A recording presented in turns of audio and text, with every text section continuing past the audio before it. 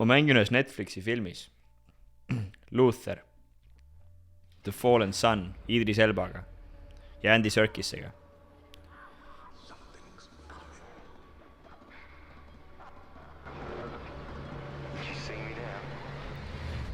Ja varsti peaks tulema ka treiler välja. See film tuleb 10. märts 24 vist 24 veebruar on ta kuskil teatud kinodes. Ma ei tea kus siis, Londonis võib-olla, Eesti vist tule. Aga 10. märts on Netflixis, pange kirja, 10. märts tuleb Netflixi film, kus teie enda sõbrapoiss Einar Kuusk mängib suurt kõrvalrolli Idris Elba ja Andy Serkisega ja Cynthia Erivoga. Vaatame sellega ära. Netflix 2023. Siin on ka paar klippi Lutherist, sellest filmist, kus ma mängin.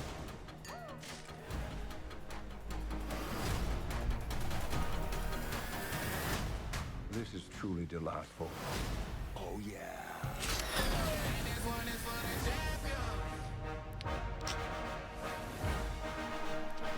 I'm coming for you. All right, guys, we got work to do.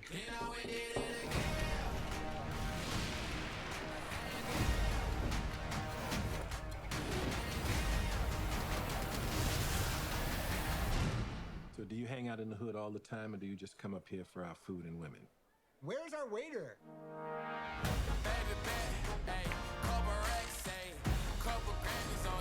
You and I tell each other everything, right? Always. This is my case. I've got to make this right. Luther. I'll make this right. London. Täiesti mõttetu linn. Sirvides neid banaalseid pilvelõhkujaid sain ma aru, kuhu ma sattunud olen. Tallinn. Täiesti mõttetu linn. Sirvides neid banaalseid pilvelõhkujaid sain aru, kuhu ma sattunud olen.